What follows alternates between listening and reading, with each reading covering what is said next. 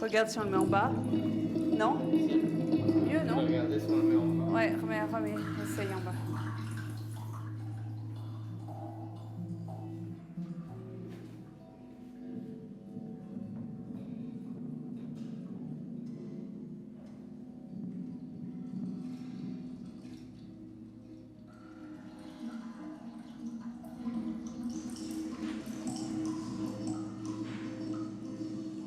Pour moi, cette vidéo est un ensemble de dessins qui parlent finalement d'intimité comme une espèce de descente en soi. Cet effet-là est accentué par l'eau. L'eau est présente comme un lac finalement, qui reflète l'image dessinée.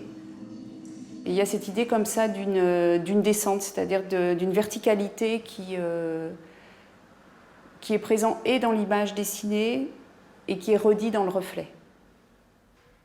Je dessine beaucoup, donc il y a des dessins quotidiens, il y a des choses qui, entre guillemets, qui sortent, qui s'accumulent.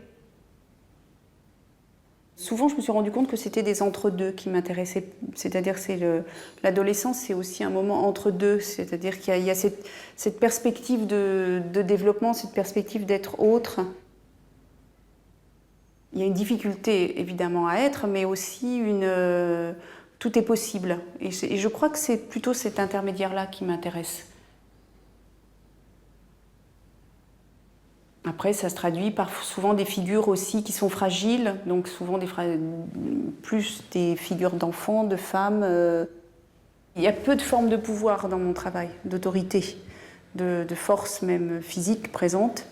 Alors tout naturellement, la féminité a plus de place.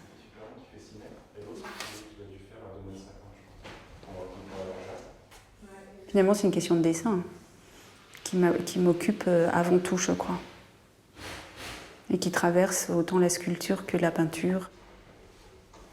J'ai des motifs de peinture qui peuvent glisser dans une sculpture, qui peuvent après se développer dans une suite de dessins.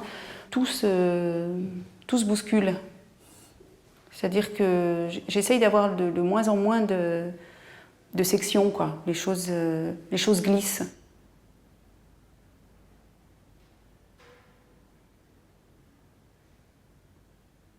Dernièrement, j'ai retravaillé les gants en peinture parce que c'était une façon de dire aussi le corps et de le dire à plat. Donc d'être dans la peinture, d'être au plat de la peinture, d'être à la surface de la peinture avec ces gants.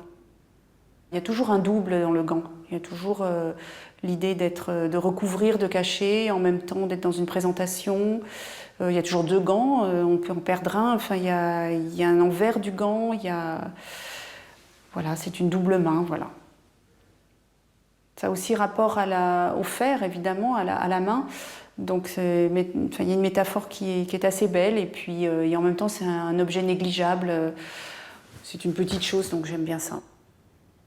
Il y a cette idée de fugitif, il y a quelque chose de très court dans le temps.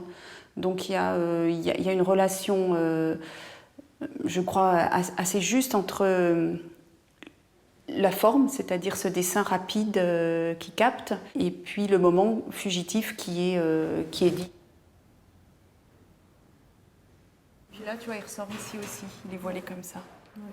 Si tu peux juste ajuster ça, je veux bien. Ou avec une toute petite... Une petite patte. Ouais. La question de l'échelle est une question importante. Elle me permet de garder la liberté, c'est-à-dire de décider de dire ce que j'ai à dire avec la proportion, le format, la grandeur qui m'intéresse. Il me semble que c'est important d'être juste par rapport à son corps aussi, c'est-à-dire que je fais les choses que je peux réaliser. Je n'ai pas envie de donner à d'autres la possibilité d'agrandir mes dessins, de les multiplier, de les agrandir d'une manière mécanique. C'est très étroit entre le moment où c'est fait et ma possibilité de le faire. Ça ne va pas comme ça. Pour moi, le dessin n'est pas une petite chose qui vient forcément en amont de la peinture. Ils sont distincts et du coup, il y a des dessins qui ont besoin d'être tout petits, des peintures qui ont besoin d'être grandes. Et puis finalement aussi, un très très grand dessin peut être très intime. J'aime bien cette possibilité avec le dessin de tout réunir. Il y a une grande liberté dans le dessin qui permet de bousculer toutes les échelles, toutes les natures, tous les types de description, de narration, et avec beaucoup de fluidité parce que le dessin est très direct. Il est très rapide, enfin en tout cas dans ma façon de faire, il est assez rapide, assez immédiat même parfois, il vient de son et donc il y a comme une réponse dessinée au